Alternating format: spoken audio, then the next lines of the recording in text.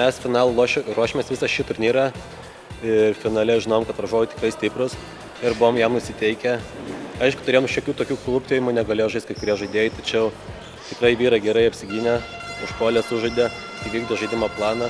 Džiaugiuosi dėl mūsų kapitono Giedrius Evstinėjevas, kuris tikrai puikiai vedė komandai pergalę ir parodė, kaip reikia žaisti finalas. Gynybą mes tobulinam po truputį, išeina ir nuo varžovų, ir nuo žaidimo jai nusiteikimo.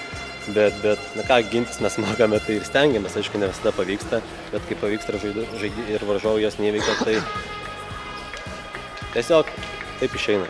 Mes esame ne komanda, mes esame visi geri draugai ir aplinkui yra vien tik draugai, dėl to mes turim tiek ir gerbėjai.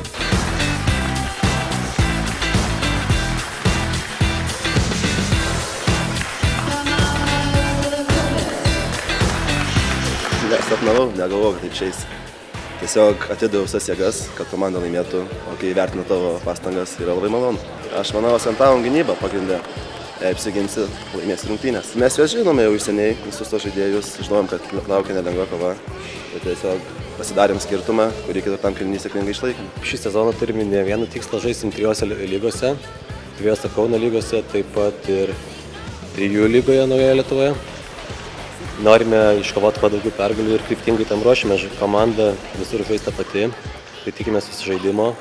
Tikrai žinau, kad vyrai gali ir tikrai žinau, kad jie iškovos dar ne vieną medalį.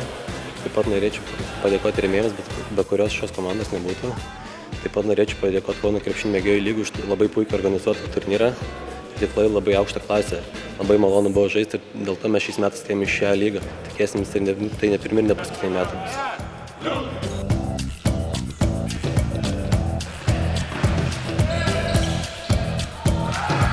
Šiandien mes komandoje kalbėjom, kad svarbiausia kovingumas ir gynyba. Kovingumo pas mumis niekad netrūksta, su gynyba šiek tiek šlabavom, bet gale tai paspaudėm ir tai, manau, lėmė pergalę. Manau, šiandien buvau pranašesnis iš savo varžovo.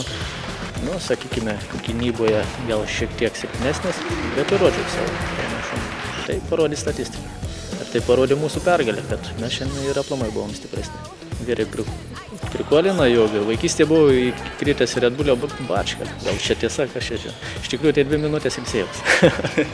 Čia mūsų mažoji Perkūnų taurė buvo įžanga į C lygą. Stengiamės vieni kitus pažinti, pažiūrėti silpnesias, stipresias pusės. Na ir kol kas visai tikrai neblogai sekasi, o pirmas trofėjus labai malonu.